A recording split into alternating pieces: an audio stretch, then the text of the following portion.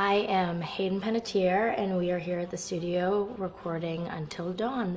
My name is Rami Malek, and I play Josh. My name is Megan Martin. My name is Brett Dalton. My name is Antonella Lentini, and I played Hannah and Beth. My name is Jordan Fisher, and I play the character Matthew, Matt for short. I'm Nicole Bloom, and I play Emily in the game. My name is Noah Fleiss. I am Galadriel Steinman, and I play Ashley. So Until Dawn is the story of 8 teenagers who revisit this cabin in the woods about a year later after a really traumatic experience where I've lost 2 of my sisters, so coming to kind of get some closure in that respect. One of the things that Larry does really well is make these multi-layered characters, and I think for just the story in general, it follows the quintessential horror film plot lines, but the characters are so unique in themselves, and I think that's very cool. Oh, yeah, this was the right thing to do. What? You know, getting everyone together on the anniversary. I mean, Josh seemed really pumped about us all doing something, didn't he? Yeah, no, he definitely did. I haven't seen him so excited about something in forever. Good, good. Sam and I have a few things in common, such as being huge lovers of animals, and she's a huge animal lover. She's vegan. She is a pacifist. I'm not quite sure if I'm gonna go as far as saying that I'm a pacifist, but she's spunky and cool. I know that she, I think, is made fun of a little bit by the rest of them who think that her morals and her beliefs in that area are a little ridiculous and they don't agree with them, but she doesn't care. It doesn't stop her from being herself, and that's something that I hope I have in common with her. You know, he definitely can be depressed at some times and a bit of a loner, but he takes some solace in one of his sister's friends, Sam, played by Hayden Panettiere, and invites everybody back to the same house the next year to kind of find some closure. Jessica she has a whole lot of personality. She is definitely the sort of mean girl character that, you know, at school she knows she's pretty, she knows that boys like her, and she's going to use it to her advantage. He's got a big heart, and you can tell that that's very evident, especially how he treats his girlfriend, Emily, and, you know, he's kind of a meathead, but in the best way possible. She really knows what she wants, and she manages to get that from whomever it is, whether it be Matt or Mike. You know, she's really driven, and I can definitely relate to that. My character is Chris, and he is what society might consider the nerd of the group, and he kind of embraces it.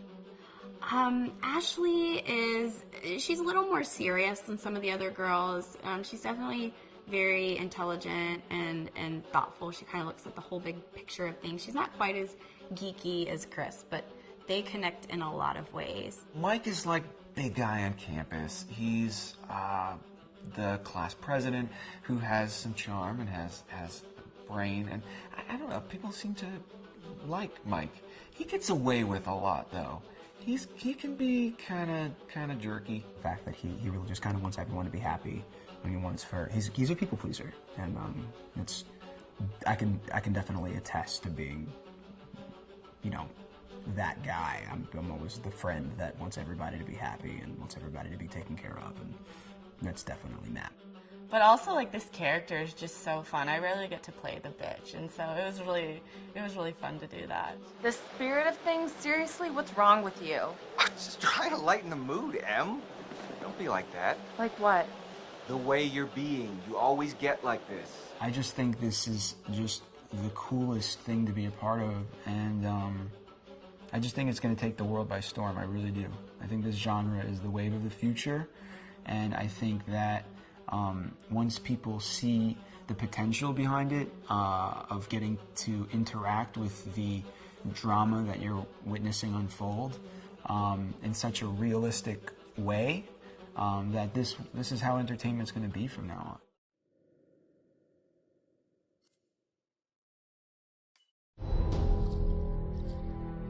Hi, this is Lee Robinson, production designer on Until Dawn. The production design for Until Dawn started with the great teen horror script that sets the characters in a Canadian winter mountain lodge, being a contemporary setting with visual clues derived from classic films of that genre, such as Hitchcock's Psycho and Stanley Kubrick's Shining. The storyboards are vital to the production design as it allows the designer to understand the scale of the environments to be made and the detail that would be seen to create the atmosphere of a horror. This took us into concepts that took these storyboards further, visualizing the world through the color palette, the lighting, tone and the mood, and developing key locations such as the lodge, the cable car stations, the forests themselves, the wilderness. As you can see, the environments and atmospheres change quite a bit from warm and inviting to cold and threatening. The Millionaire's Mountain Lodge was a key example. It was designed to be made from nearby stone and timber, embedding it into the landscape, with a contrasting and contemporary interior needing to be opulent and extravagant. We created dark and claustrophobic corridors with ominous and large open spaces, almost cathedral-like in size, and with huge structures to silhouette and dwarf the characters within, providing a labyrinth to explore and wander. Each character was developed with a strong visual identity in mind, with contrasting colours, tones and silhouettes to identify them, each to have their own texture, pattern and shape, so that when they were lined up you could always identify them. The costume designs allowed a range of clothes that would suit them for the cold winter weather, but also have an element of style and individualism, so that the audience could look at them and relate, recognizing themselves within them. A lady would like to cuddle up with her man by a nice cozy fire bathed in atmospheric mood lighting. Right. It'll get plenty toasty once we're rubbing up against each other. Mike? Yeah. Fire and mood lighting. Yes. Working with the lighting artists, we really brought the look and feel of the world together, and this required a thorough understanding of the visual language of teen horror. A key scene was where all the characters emerge out of the rear of the lodge chasing Hannah. A contrast is evident straight away from the exterior wilderness to the warmth of the lodge. The attention to character lighting here is through the bounce and rim lighting, accented colours and composition, creating characters that come from the dark into the light and back again with an emotional effect. Guys, there's someone outside. What the hell? Hannah! What's going on? Where's my sister going? It's fine. She just can't take a joke. It was just a prank, Han.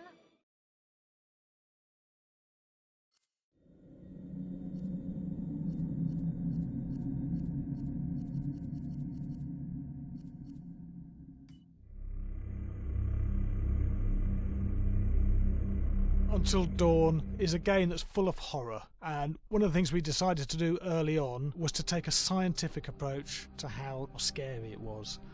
So we did experiments on people and we measured their responses to the game. We've created a test area. It's as close to a home setup as we can get it. We've recruited ordinary people to play the game and we've left them to play it on their own. You're turning the light off.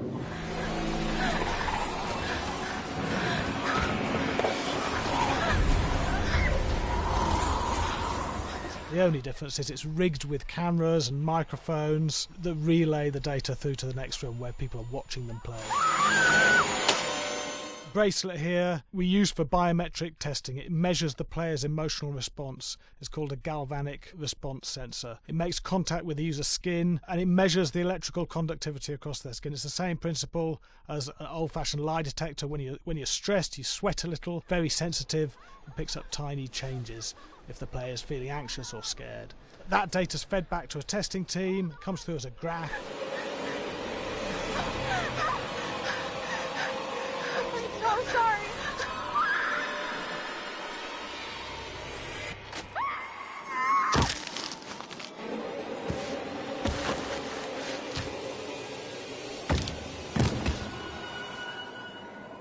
There's no point testing one or two people, you have to test a lot of people. Okay, what's your step? When we have a scare that's consistently has a measurable emotional response, then we knew it was good. If it didn't have that, it goes back to the team for improvement. The data doesn't tell us what's wrong with the scare, it only tells us if it's working or not. Wait, okay, so you hear that too, right? Josh. Here we have a chapter relatively early in the game. Weirdly regular. Nothing regular about it. We have to create tension and anxiety in the player so they are ready to receive the scare.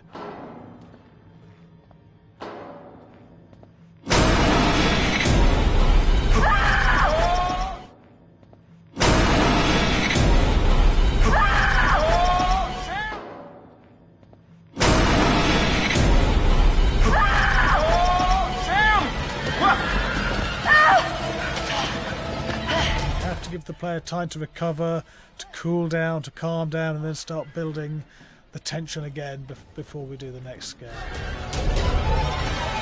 Hey. What? Hey. What the hell? Boom. You just got mugged.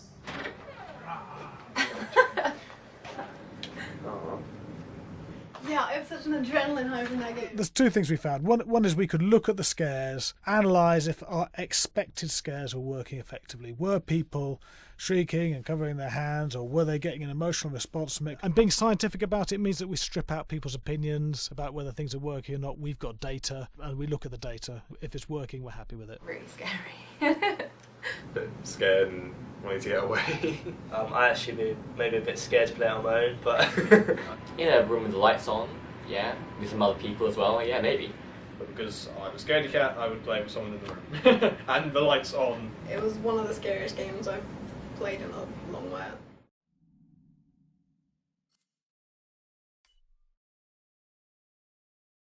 Hi, Larry.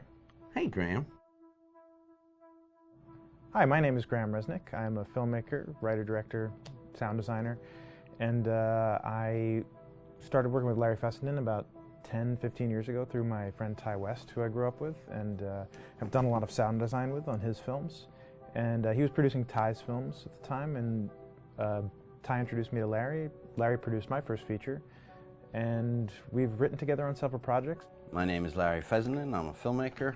I run Glass Eye Pix, which is an independent production company out of New York. We make indie movies, a lot of scary movies as well. And I got a call to audition to write this video game.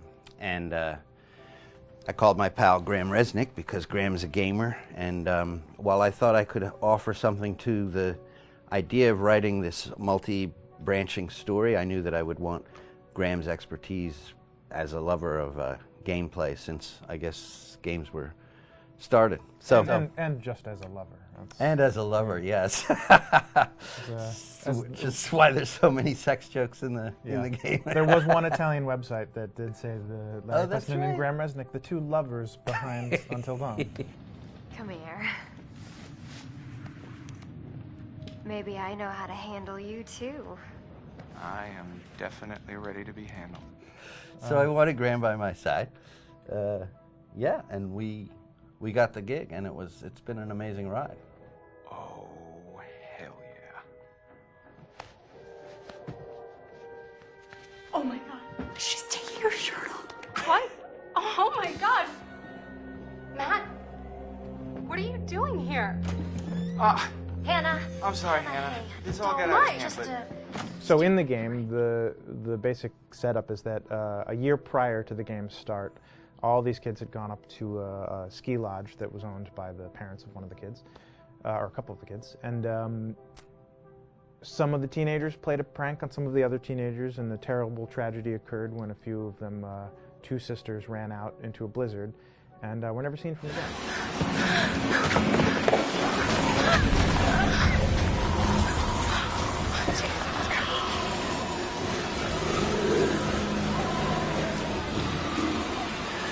So now, a year later, this is kind of torn apart, this group of friends. They've gone through some trials and tribulations in the past year. The brother of the two girls has had a lot of psychological issues, and to kind of help him cope and help them all get over it, they all returned to the lodge a year later, back up on the mountain. And the idea is to get over it, but... the healing does not begin. Yeah, and these kids are all trying to find themselves. They've been through a trauma, But in general, they're just teenagers trying to figure out who they are. So they're all kind of falling into the patterns, the stereotypes, the characters they see on TV and in the movies. I think we were very interested in taking genre tropes and kind of making them sort of refresh them.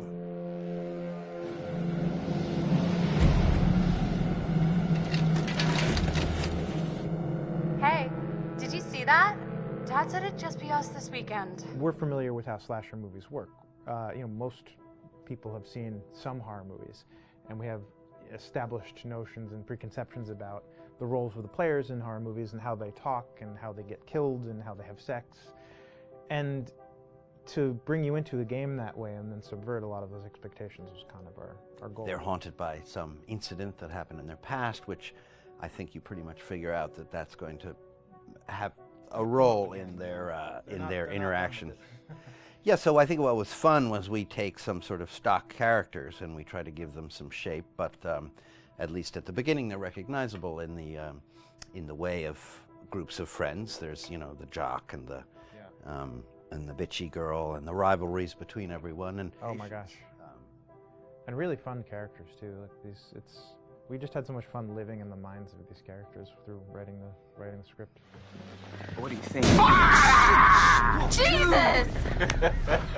It was fun. I think we were looking to get that kind of banter that you Yeah. see both in movies, but also that you absolutely have with friends and sort of those inside jokes. And of course, as writers and as friends ourselves, we sort of developed little tracks and we try to give the characters that kind of vibe.